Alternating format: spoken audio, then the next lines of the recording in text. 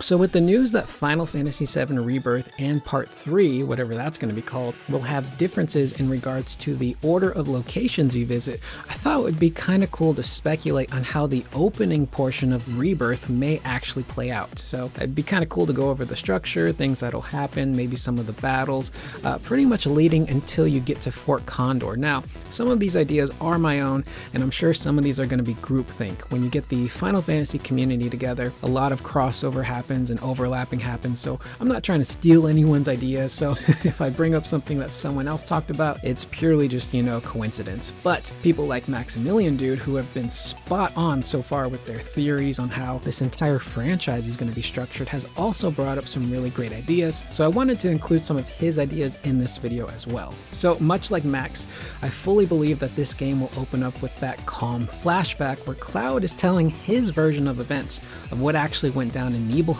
all those years ago. Now, in the original game, Cloud and Sephiroth and some Shinra soldiers are in a back truck when their truck is stopped because something is blocking the way. It happens to be a really gigantic and powerful dragon. Now, in the original fight, you're only controlling a very low-level weak Cloud, and you get knocked out almost immediately. The AI version of Sephiroth then has to control the rest of the battle, which, is pretty short because Sephiroth is Sephiroth, and he's really powerful. So he ends up finishing the battle for you. Now, I think this is a really cool opportunity in Rebirth to let you control Cloud and Sephiroth. So Cloud should not get knocked out in this battle. He should be helping Sephiroth. So this is a really cool opening tutorial teaching you how to fight bosses, teaching you how the mechanics work, and reintroducing people or introducing newer people who didn't play the Yuffie DLC to these new team-up attacks, those dual attacks that you got to utilize with Yuffie and Sonon. So you have a younger, weaker Cloud, and then a really powerful Sephiroth who has access to higher stats and abilities and spells that you will not get until much later on in the game. So being able to pick Sephiroth and using things like Fundaga, with very minimal effort, or really cool abilities, like maybe they could pull some of his abilities from Dissidia,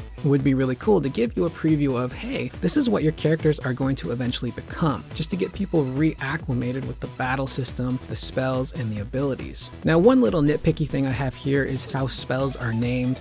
I really like the naming convention of things like a Thunder, Thundara, and Fundaga, but those feel a little bit out of place in the world of Final Fantasy VII, so it would be kind of cool if we could go back to things like Bolt, Bolt 2, or Bolt 3. I don't think they're going to do that, but it would be nice to see, and if I'm not mistaken, I think there are PC mods that do that already, so that's just a little nitpicky thing here. So after you play out this battle as both characters and you beat this big dragon monster, the events happen as Cloud remembers them, and then we move on to the Chocobo farm where we would run into Chocobo Bill and Chocobo Billy. Now, obviously in the original game, this is really close to that swampy marsh area with the Midgar Zolom snake thing, which, as someone who's not a big fan of snakes, terrified me as a kid. So this is a really cool area where you can get access to a Chocobo, do a little bit of a Chocobo tutorial, and this is also a really cool area where I think there could be two different outcomes here. You could rent a Chocobo from Chocobo Billy and then ride through the swamp,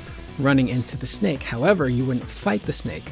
The snake would basically make a beeline into the caves where you were headed in the first place, those crystal caves. And when you enter the caves, there's moments where you can see the snake slithering in the background, you can hear it moving around, or maybe even the caves themselves will start to shake and vibrate, and rubble will fall from the ceiling, and eventually this is going to be your new tutorial area. You're going to go through a dungeon. The game is going to show you how the dungeons in this series are going to work. You might find some treasure, some new weapons, some new enemies, maybe even some summon materia. And then finally, when you reach the end of the cave is when you can have your first real battle with the snake.